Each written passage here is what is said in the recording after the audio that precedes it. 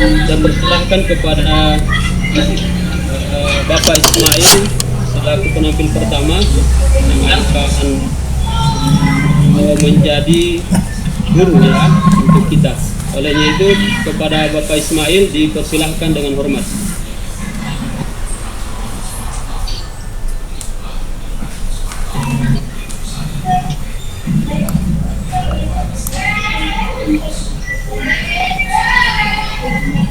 Pak Ismail, silahkan Pak Ismail. Baik ya. Assalamualaikum warahmatullahi wabarakatuh. Waalaikumsalam warahmatullahi wabarakatuh. Apa kabar kalian hari ini? Alhamdulillah, luar biasa. Luar biasa. Allahu Akbar. Alhamdulillah. Rabbi israh li sadri wa yassir li amri wahlul 'uqdatam min lisani yafqahu qawli. Puji syukur kita panjatkan kehadirat Allah Subhanahu wa taala.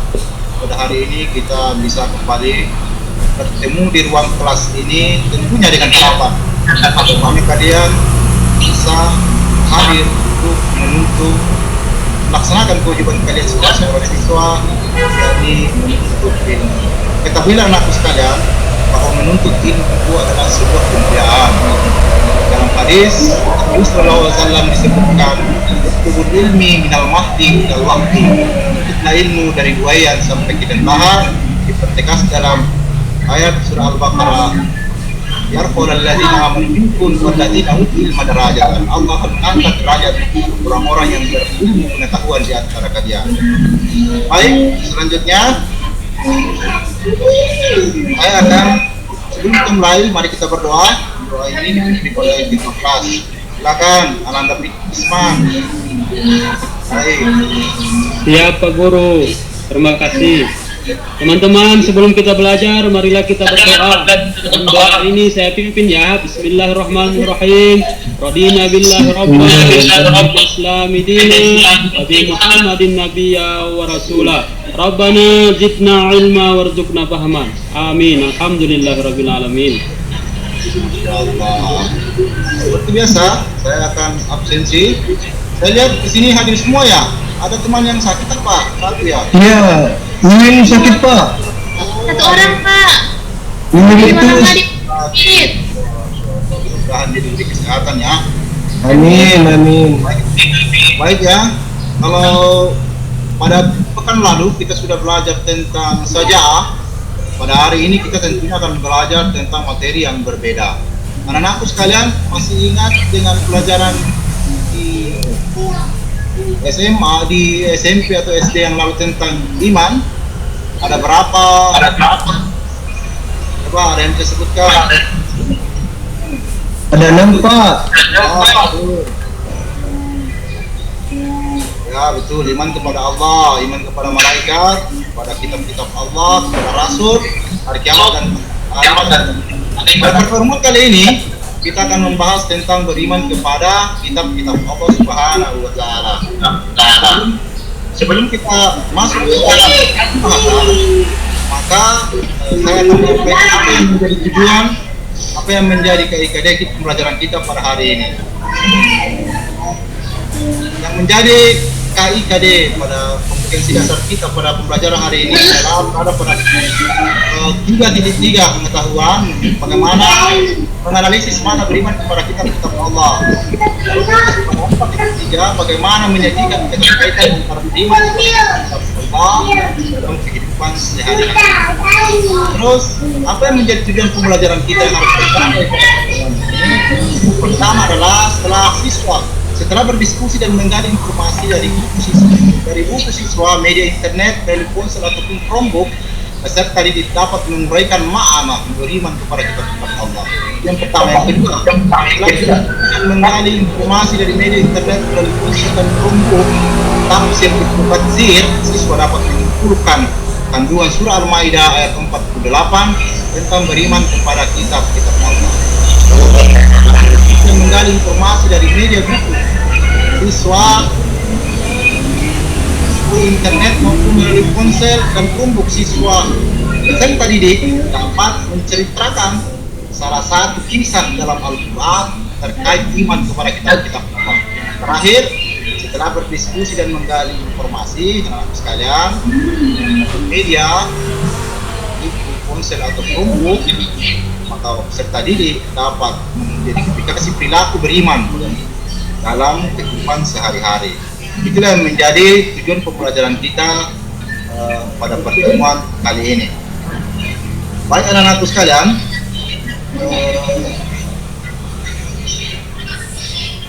sebelum kita masuk dalam materi, saya ingin membagi kelompok dulu. Ananda Pelmi sebagai kelompok 1 ya, itu kelompok 1 dan kawan-kawan. Ananda Yer ini sebagai kelompok 2. Iya Pak. Dan Ananda Tisman kelompok 3. Baik anak-anakku sekalian,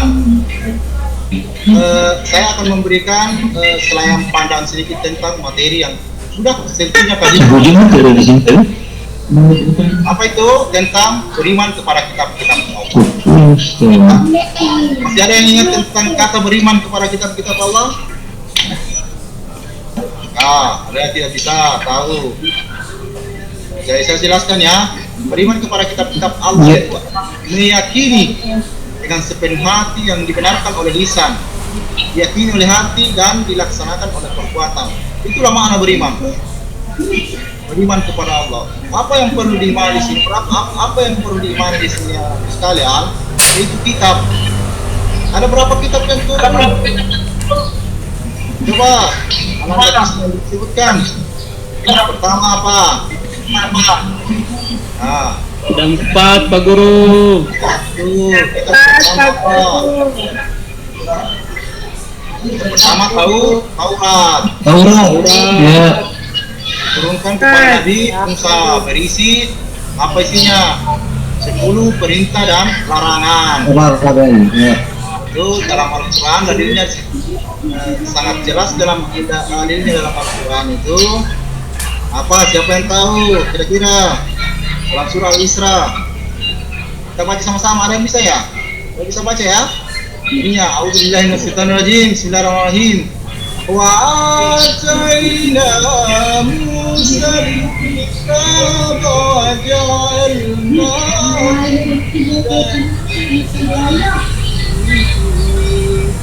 Israel. Apa artinya? Kami berikan kepada Musa ini kitab Taurat, itu menjadi petunjuk bagi kaum Bani Israel. Ya. Terus yang kedua adalah kitab Zabur. Kitab Zabur itu diturunkan kepada Nabi Musa alaihissalam, berisi tentang nyanyian dan pujian kepada Allah. Ya, tahu ya? Kalian sudah pelajari di dalam buku itu. Ada pembunuh. Halaman 1 sampai 17 itu dalam buku sudah pelajari ya. Terus saya jelaskan. Kitab Injil. Kitab Injil ini adalah kitab yang diberikan oleh Allah Subhanahu wa taala kepada Nabi Isa alaihissalam. Berisi tentang apa? Membenarkan bahwa akan turunnya Nabi Muhammad, dalam bahasa Ibrani. Nabi Muhammad. Ya betul. Dalam bahasa Ibrani itu dinamakan Muhammad. Bahwa akan turun sebuah Nabi Muhammad. Terakhir Al-Quran. Al-Quran ya.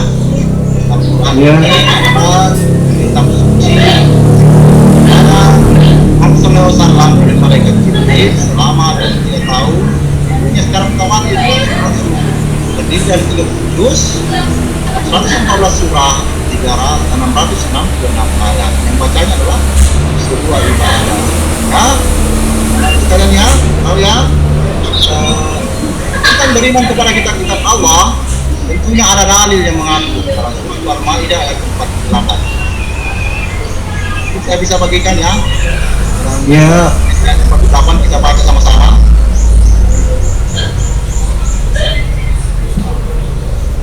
Ada yang bisa baca?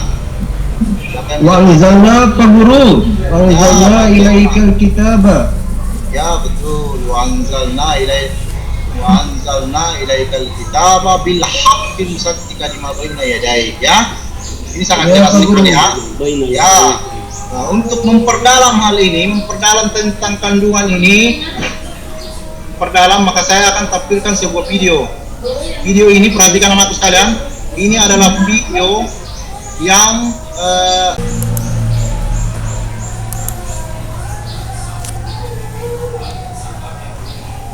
Al-Maidah ini oleh Dr. Quraish Shihab. Saksikan baik-baik.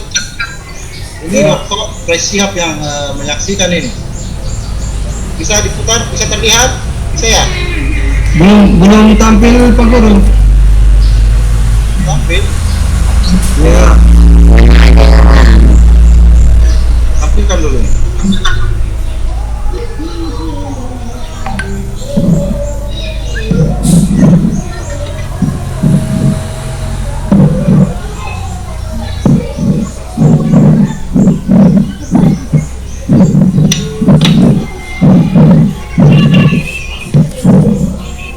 Ya, bentar ya.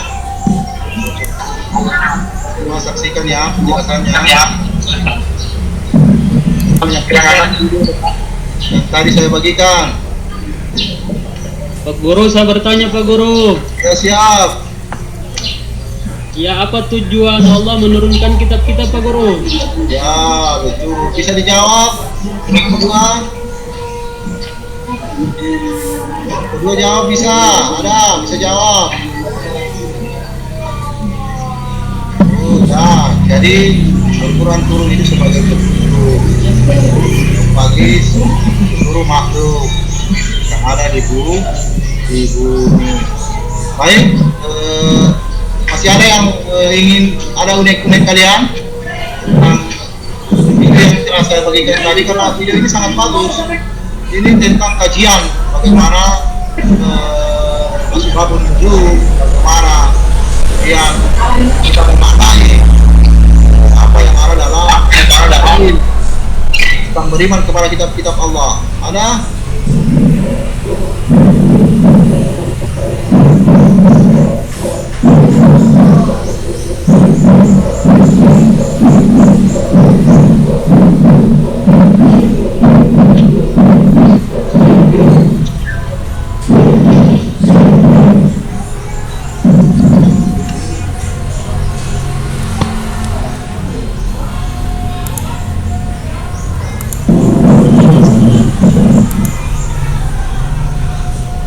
Kitab Allah mendatangkan kebahagiaan dunia akhirat. Yang kedua, adanya keberkahan dan nikmat yang tak terhingga.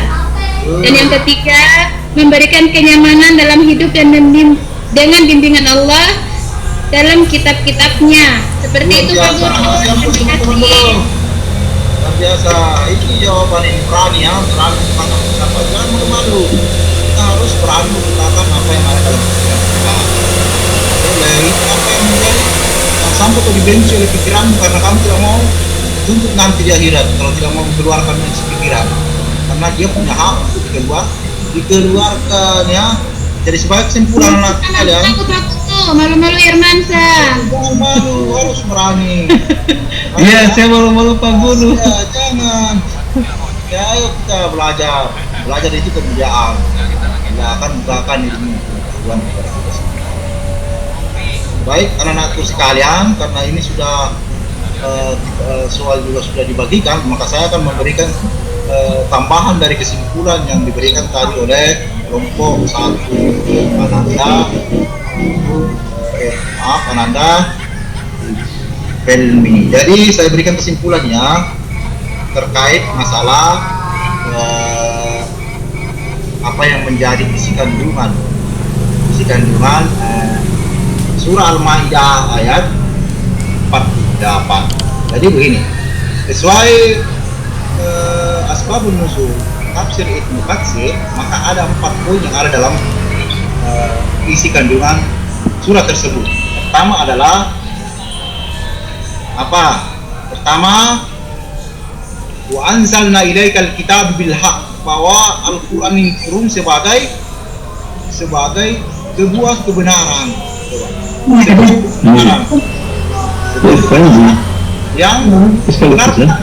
Yang membenarkan, jadi sebuah kebenaran yang membenarkan. Apa yang dibenarkan? 4 kitab tadi. 4 kitab pertama Taurat, apalagi Zabur, apalagi Injil. Dalam kitab Zabur dikatakan wa ataina Musal kitaba. Saya berikan kepadamu kitab Taurat ini Musa. Wa ja'alna dan li Bani Israil. itu juga untuk Bani Israel. Ya, Al-Quran sudah jelaskan itu. Kedua apa? Injil ya. Kedua apa? Al-Quran itu memelihara Al-Quran.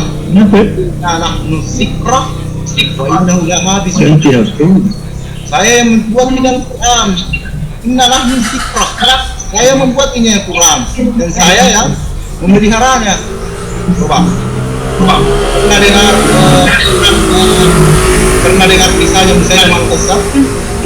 Dari Musailamah Al-Kazzab nabi palsu yang ada di Timur Tengah pada waktu zamannya itu ingin membuat sebuah Al-Quran satu ayat. Ini membuat satu Al-Quran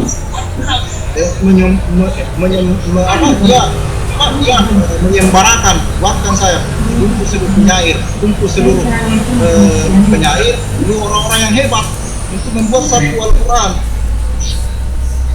Tapi apa kata Allah dalam Al-Quran? Bi'aybi mimma nazzalna ala abdihi wa tura bi surah. Buatlah satu surah jika itu termasuk. Dan saya yakin tidak akan mampu membuat Al-Quran. Dijawab langsung Allah Subhanahu wa Ta'ala. Apalagi yang terkandung dalam surah Al-Maidah ini yang terakhir adalah Al-Quran itu sebagai penyempurna. Al-Quran sebagai penyempurna. Inna nahnu apa? Dzalikal kitabu la raiba fihi. Al-Quran ini sebagai kitab tidak ada keraguan di dalamnya untuk bagi mereka yang takwa. Apalagi Al-Quran ini sebagai penyempurna. Siapa yang Al-Quran sebagai penyempurna itu berisi tentang sejarah masa lalu. Dia bisa menceritakan masa lalu, misalnya Nabi Isa, ceritanya Nabi Fir'aun. Apalagi berisi tentang cerita akhirat yang sama sekali kita belum tahu pernah lalui manusia. Apa kita lalui? Menjelaskan kehidupan setelah kematian, kebangkitan pada masalah, tentang surga dan neraka. Coba sekalian ya, membahas tentang surga dan neraka. Jadi hikmah dari Al-Quran, apa yang menjadi hikmah dari Al-Quran? Baik, kita ulang. Saya ingin membuat cerita sedikit. Ketika Profesor, mungkin kalian pernah kenal Profesor Dr. B.J. Habibie. Beliau ini sekolah di Jerman. Dia selalu peringkat kedua. Yang peringkat pertama itu orang Yahudi. Orang Yahudi sehingga ada pada suatu malam dia bertanya kepada orang Yahudi, apa yang kau lakukan sehingga kau menjadi cerdas? Apa yang dilakukan orang cerdas? Saya mempelajari Al-Quran itu seperti 3 malam terakhir. Saya belajar itu membaca Al-Quran. Sehingga setelah itu B.J. Habibie ini belajar membaca, baru kalian ketahui bahwa B.J. Habibie itu dikenal sebagai Mr. Crack. Apa itu Mr. Crack? Mr. Crack itu ada sebuah komponen dalam kapal. Apabila tidak ada cracknya, tidak ada itu yang ditemukan B.J. Habibie, sekarang pesawat tidak bisa terbang, Pak. Tidak bisa terbang itu pesawat karena crack itu adalah menyeimbangkan antara gravitasi bumi itu, sehingga di ketinggian tertentu pesawat tidak bisa meledak. Karena kalau penemuan mereka itu meledak pesawat di ketinggian tertentu, itu adalah penemuannya B.J. Habibie. Tetapi yang membuat merinding bulu-bulu kita hari ini adalah di akhir ayat yang mengatakan, seandainya saya memilih antara ilmu pengetahuan dan ilmu agama, maka saya memilih ilmu agama. Apa yang kita dalam pikiran? Coba.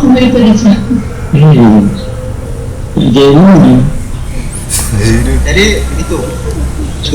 Ulang-ulang jangan menyuapi. Mana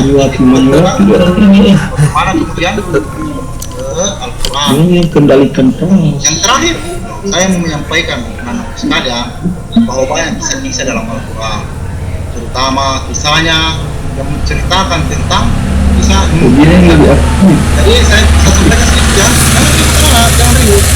Ini pembelajaran ini. Kalian kalau besok bisa belajar, bisa sampai. Jadi saya sampaikan sedikit ya, jangan ribut anak, jangan ribut. Ini pembelajaran ini. Kalian kalau besok-besok bisa belajar, bisa sampaikan juga sama anak kalian. Jadi kisah Nuh ini mempunyai umur 950 tahun. Nah, ketika dia memiliki umur 950 tahun, setiap 200 tahun, 100 tahun itu dia punya murid cuma satu. Sedikit punya murid. Akhirnya dia menyampaikan risalah Allah, menyampaikan kalimatullah Allah. Nyembahlah Allah, la ilaha illallah. Mereka tidak tahu apa yang saya tidak menemui orang yang bodoh. Jadi kalau lu bicara itu mereka. Ini yang terakhir ini yang parah semua ini. Yang duluan itu yang gagak kan? Menutup telinga. Apa yang terjadi saudara-saudara anak sekalian? Dia menutup telinga sehingga lebih-lebih ketika Nuh membuat bahtera kapal di atas gunung. Anaknya mengatakan, oh ya, kenapa kau bodoh sekali membuat perahu di atas gunung? Dia bilang akan terjadi sebuah bencana besar anakku. Dia bilang tidak, kalau terjadi ayah, saya lari ke gunung. Apa gunanya gunung itu? Saya bisa ke sana. Kalau terjadi sebuah bencana, ini bapak ini bodoh betul ini. Coba, bapak bodoh betul. Akhirnya terjadi sebuah bencana yang sangat besar, hancurkan melantahkan kota tanpa dibayarkan. Itu adalah sebuah peristiwa kiamat. Terjadi sebuah peristiwa sangat besar, bahkan di detik-detiknya anaknya Nabi Nuh, saya terseru dengan cerita ini. Iya. Dia mengambil anaknya yang sudah terbawa arus air, bisa.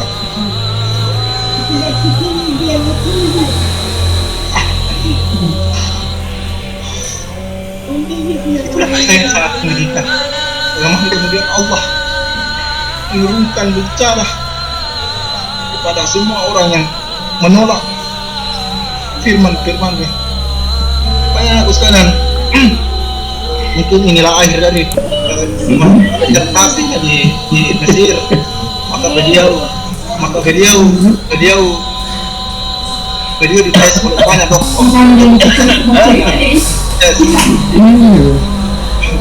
Dites oleh doktorannya, sehingga tidak ada yang menemukan bahwa disertasinya seorang dokter tersiap yang hari ini menulis pansir musibah yang harus saya bahas saya. Tidak ada yang menemukan kecuali satu orang yang menemukan. Siapa yang menemukan itu adalah orang yang buta. Dan jangan pernah memandang enteng orang dari fisiknya, karena bisa saja itu yang lebih terbaik. Bayangkan. Akhirul kalam, mudah-mudahan apa yang saya sampaikan pada mata pelajaran ini beri manfaat, dan saya akan berikan tugas kepada kalian. Tugasnya adalah coba kita lihat tugas ini. Pertama, silakan melihat 3 makna. Apa asbabun nuzul surah Al-Maidah sesuai tafsir Al-Misbah yang hari ini saya pegang. Kemudian ketiga, cari ceritakan salah satu kisah dalam Al-Quran. Yang terakhir, tuliskan 5 contoh sikap yang menghadirkan perilaku. Ya, itu juga sekalian. Oleh karena itu,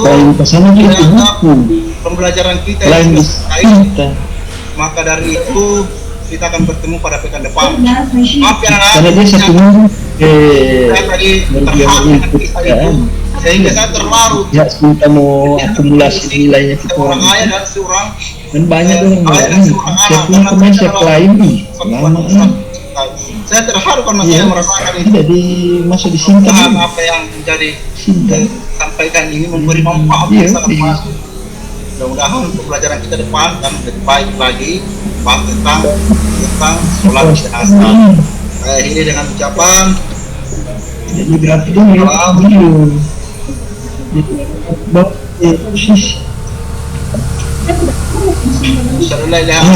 Assalamualaikum warahmatullahi wabarakatuh. Waalaikumsalam warahmatullahi wabarakatuh. Masya Allah Pak Guru. Terima kasih Pak Guru. Ya, alhamdulillah teman-teman. Setelah penampilan dari Bapak dia kalau mau bangun Ismail, jadi sangat luar biasa ya. Teman sebelum mempersilahkan kepada guru pamong dan dosen pembimbing. Saya mempersilahkan kepada teman-teman untuk memberikan masukan, ya, masukan yang sifatnya memberi motivasi kepada Bapak Ismail. Silahkan kepada teman-teman yang ingin memberikan masukan terhadap penampilan Bapak Ismail tadi. Silahkan.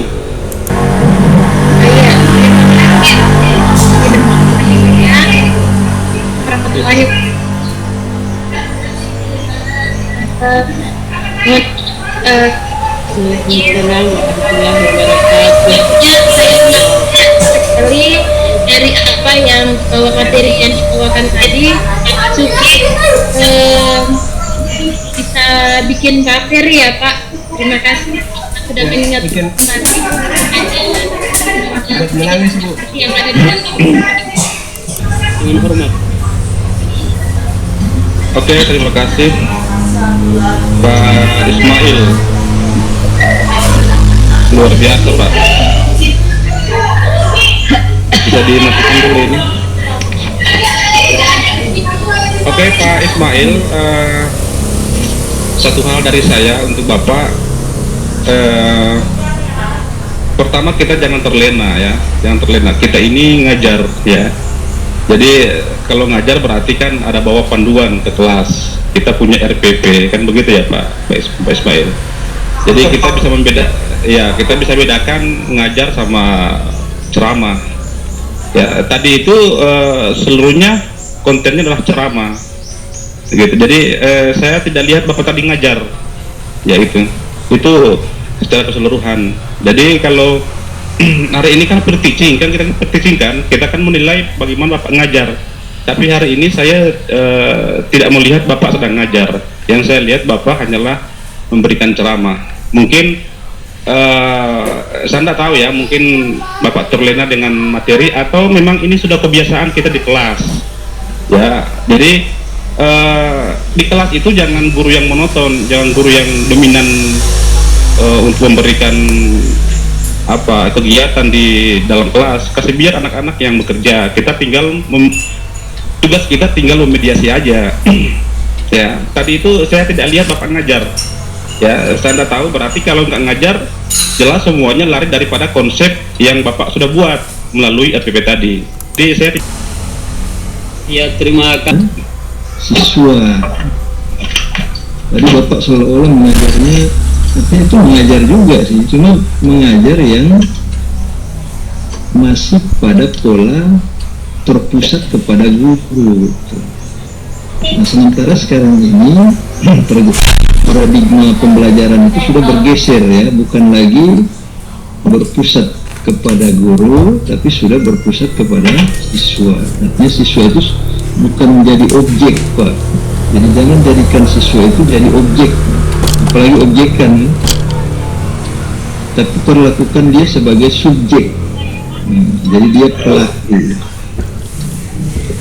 Nah, yang dia menjadikan siswa sebagai subjek itu bagaimana caranya?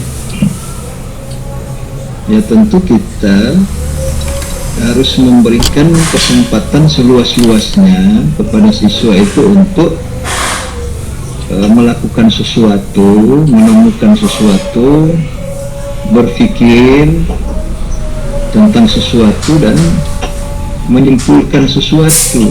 Jadi dia tidak boleh disuguhkan materi, kemudian dia enak-enak saja tinggal tahu dulu gitu. Tapi harus diberi kesempatan yang seluas-luasnya untuk ya dia yang belajar kan. Jadi dia yang belajar, kita guru fungsinya hanya menyiapkan fasilitas atau memfasilitasi ya, memotivasi ya, mendinamisasi. Jadi peran-peran guru itu harus dijalankan Pak. Peran guru itu sekarang bukan lagi sebagai sumber ilmu, tapi memanfaatkan berbagai sumber belajar yang ada di lingkungan. Terutama Bapak Bapak sudah mengajar, cuma mengajarnya masih pakai paradigma lama. Itu kalau zaman dulu waktu saya sekolah, begitu cara guru saya mengajar saya. Saya pernah diajar oleh guru saya seperti Pak Ismail mengajar tadi itu. Nah, sementara sekarang ini sudah tidak boleh lagi digunakan cara mengajar yang seperti itu, karena itu dianggap sudah tidak relevan dengan perkembangan dunia pendidikan. Jadi Bapak jangan ketinggalan ya, jangan ketinggalan. Artinya materinya sudah bagus, cuma cara menyampaikannya itu, iya kan? Caranya, walaupun yang disampaikan bagus, tapi caranya tidak bagus. Maksudnya bukan tidak bagus, tidak lagi sejalan dengan pola pendidikan yang dikembangkan oleh kurikulum 2013. Mungkin di Arab bagus, ya kan? Jangan juga saya bilang tidak bagus, yang kagak di Arab bagus. Itu cuma di Indonesia itu. Indonesia sudah tidak seperti itu guru mengajar. Jadi guru mengajar itu lebih banyak menyiapkan fasilitas, ya, disediakan apa problemnya, medianya disediakan, ya kan, jaringannya diadakan. Jadi bukan siswa yang bawa jaringan dari rumah, tapi jangan semuanya Anda siapkan. So, jaringannya disiapkan oleh sekolah, bukunya disiapkan, baru materinya juga tinggal disuruh telan dari Anda kan. Dia juga harus berusaha untuk menemukan ide-ide, ya, pemikiran, gagasan. Kenapa enggak Bapak suruh saja siswa itu mencari literaturnya Quraisy Shihab, ya, daripada Bapak yang carikan, kan capek juga Bapak. Bapak nggak capek kan? Jadi guru sekarang harus yang enak Pak, jangan yang mau dipersulit begitu. Itu kalau dulu guru ya modelnya mau disusahkan begitu. Kalau sekarang guru harusnya enak, tinggal main perintah aja ya. Coba buka halaman sekian, atau coba cari bukunya si ini ya. Kemudian Anda cari di bab sekian, kemudian diskusikan. Ada problem di situ. Atau ada dua buku yang saling bertolak belakang, bukunya si A dengan bukunya si B, ya kan? Kemudian Anda coba perdalam itu dengan meminta kepada siswa untuk mendiskusikan kenapa dua buku ini berbeda di dalam memahami iman kepada Allah. Ya. Nah, jadi saya kira itu artinya pada dasarnya sudah bagus. Artinya kalau dari sisi pahala, Pak Ismail sudah dapat pahala itu kan, mengajarkan kebaikan walaupun hanya satu ayat sudah dapat pahala, Pak. Cuma kan Bapak jangan cuma cari pahala. Bapak juga lihat bahwa Bapak ditugaskan negara ini untuk menjalankan kurikulum. Jangan-jangan malaikatnya kalau paham kurikulum dia tidak kasih pahala juga Bapak kan? Untung malaikatnya tidak paham kurikulum 2013, jadi dia tidak kasih pahala ke Bapak kan. Dia tetap kasih pahala lah, ya kan? Karena indikatornya malaikat beda dengan indikator dosen kayak saya ini kan. Kalau saya nilainya rendah karena indikator saya berbeda dengan indikator malaikat. Kalau malaikat yang dia lihat ikhlas, ya kan? Apalagi sudah menangis begitu, orang yang di surga turun neraka semua ini. Insyaallah. Saya terharu Pak Prof. Memang peserta ini tidak aktif, tidak Kancuan tuh, peserta ini tidak aktif. kancuan tuh. Jadi yang bagus itu begitu, niatnya bagus untuk mengajar, ya kan, terbawa perasaan, itu lebih bagus. Tapi kalau lebih bagus lagi kalau Bapak Saya tadi membagi 3 kelompok, terus ya, saya suruh anak-anak untuk berdiskusi. Tetapi memang peserta ini tidak aktif, tidak memberikan komentar, sehingga kita tidak bisa memberikan masukan dari situ jawaban ketika satu memberikan sanggahan.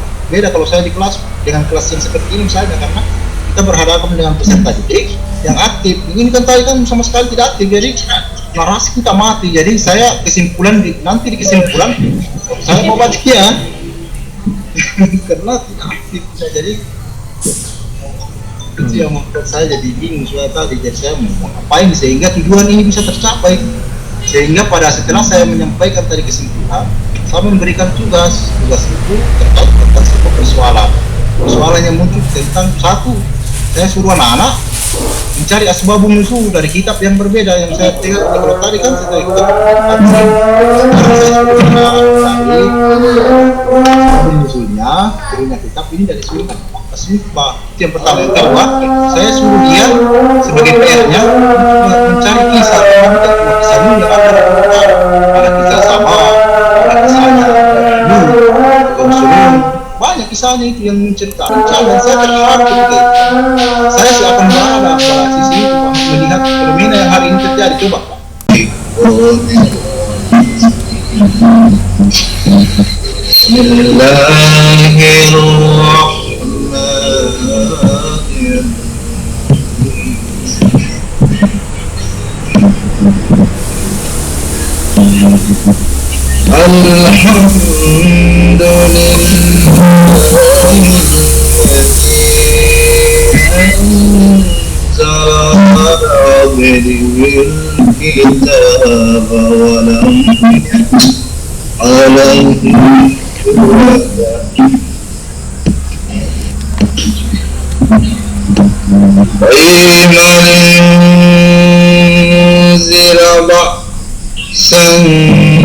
sadi dan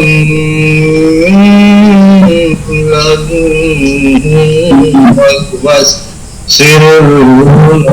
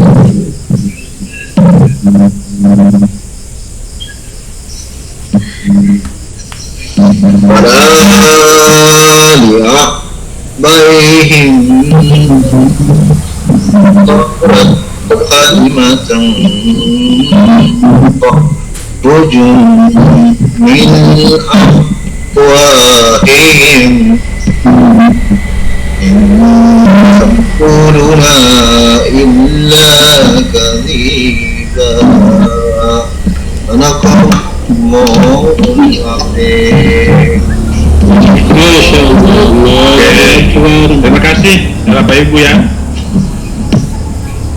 Luar biasa. Bapak sudah mengajar, cuma mengajarnya masih pakai paradigma lama. Itu kalau zaman dulu waktu saya sekolah, begitu cara guru saya mengajar saya. Saya pernah diajar oleh guru saya seperti Pak Ismail mengajar tadi itu. Nah, sementara sekarang ini sudah tidak boleh lagi digunakan cara mengajar yang seperti itu, karena itu dianggap sudah tidak relevan dengan perkembangan dunia pendidikan. Jadi Bapak jangan ketinggalan ya, jangan ketinggalan. Artinya materinya sudah bagus, cuma cara menyampaikannya, iya kan? Caranya, walaupun yang disampaikan bagus, tapi caranya tidak bagus. Maksudnya bukan tidak bagus, tidak lagi sejalan dengan pola pendidikan yang dikembangkan oleh kurikulum 2013. Mungkin di Arab bagus, ya kan? Jangan juga saya bilang tidak bagus, yang kagak di Arab bagus. Tapi cuma di Indonesia itu. Indonesia sudah tidak seperti itu guru mengajar. Jadi guru mengajar itu lebih banyak menyiapkan fasilitas, ya, disediakan apa problemnya, medianya disediakan, ya kan, jaringannya diadakan. Jadi bukan siswa yang bawa jaringan dari rumah, tapi jangan semuanya Anda siapkan. So jaringannya disiapkan oleh sekolah, bukunya disiapkan, baru materinya juga tinggal disuruh telan dari Anda kan. Dia juga harus berusaha untuk menemukan ide-ide, ya, pemikiran, gagasan.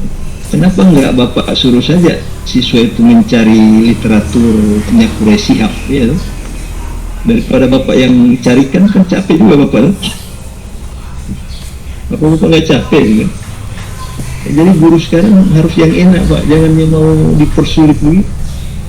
Itu kalau dulu guru ya modelnya mau disusahkan begitu. Kalau sekarang guru harusnya enak, tinggal main perintah aja, ya. Coba buka halaman sekian, atau coba cari bukunya si ini, ya. Kemudian Anda cari di bab sekian, kemudian diskusikan. Ada problem di situ. Atau ada dua buku yang saling bertolak belakang, bukunya si A dengan bukunya si B, ya. Kemudian Anda coba perdalam itu dengan meminta kepada siswa untuk mendiskusikan kenapa dua buku ini berbeda di dalam memahami iman kepada Allah. Nah, jadi saya kira itu artinya pada dasarnya sudah bagus. Artinya kalau dari sisi pahala, Pak Ismail sudah dapat pahala itu kan, mengajarkan kebaikan walaupun hanya satu ayat sudah dapat pahala, Pak. Cuma kan Bapak jangan cuma cari pahala. Bapak juga lihat bahwa Bapak ditugaskan negara ini untuk menjalankan kurikulum. Jangan-jangan malaikatnya kalau paham kurikulum dia tidak kasih pahala juga Bapak kan? Untung malaikatnya tidak paham kurikulum 2013, jadi dia tidak kasih pahala ke Bapak kan? Dia tetap kasih pahala lah, ya kan? Karena indikatornya malaikat beda dengan indikator dosen kayak saya ini kan. Kalau saya nilainya rendah karena indikator saya berbeda dengan indikator malaikat. Kalau malaikat yang dia lihat ikhlas, ya kan, apalagi sudah menangis begitu, orang yang di surga turun neraka semua ini. Insyaallah. Saya terharu Pak Prof. Memang peserta ini tidak aktif, tidak Kancuan tuh, peserta ini tidak aktif. kancuan tuh. Jadi yang bagus itu begitu, niatnya bagus untuk mengajar, ya kan, terbawa perasaan, itu lebih bagus. Tapi kalau lebih bagus lagi kalau Bapak Saya tadi membagi 3 kelompok, terus ya, saya suruh anak-anak untuk berdiskusi.